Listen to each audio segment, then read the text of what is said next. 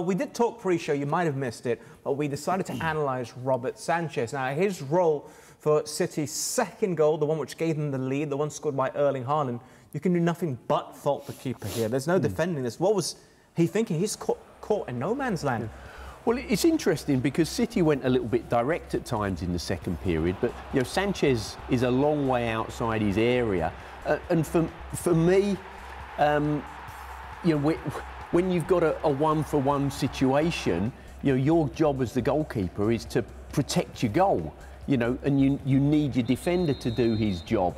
But you know, Sanchez is caught in no man's land. If Haaland was right-footed, I think he would have gone to finish now. But then he gets inside Chalobah, who slips, and yeah, it's a big mistake by Sanchez.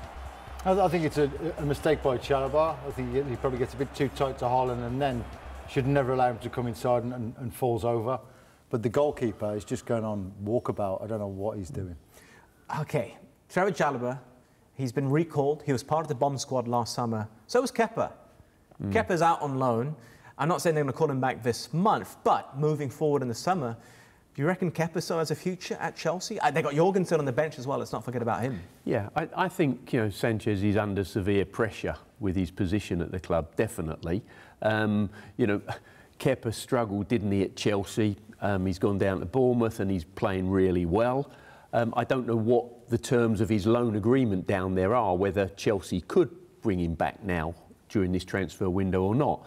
But I think it must be an option for them towards the end of the season in lieu of next season. Because, as I said before the programme, is Sanchez a good enough goalkeeper to play in a side that has aspirations of winning the Premier League, which has to be Chelsea's aspirations, and it's no. Your thoughts? Yeah, well, he made a mistake the first half, didn't he? He sort of pushed it out to Mamouche. Unfortunately for Sanchez, Mamouche was offside, so... no, he's making a few too many mistakes for a top-class, potentially Premier-winning team.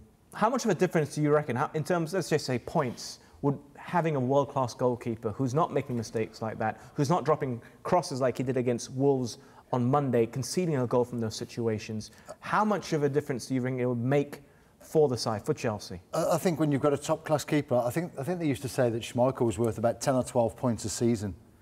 That he would sort of win you or save you, and at the moment, Sanchez is costing rather than saving. I mean, okay, if you go back to say Peter Schmeichel joining Manchester United, Jim Leighton, who was so good and decent and loyal to Sir Alex before that, he gets dropped, and then obviously not too long after Schmeichel comes into the picture, and then we know the success that United had. I'm not saying it's down to Schmeichel, but the impact that it did have. But it impacts the whole team. It impacts the back four because they have a trust in the goalkeeper. If they do make a mistake, there's a chance the keeper's going to save it. When your keeper is unlikely to save it, then your back four are making different decisions. So when you reflect back on the situation I mentioned, Jim Leighton and then Schmeichel.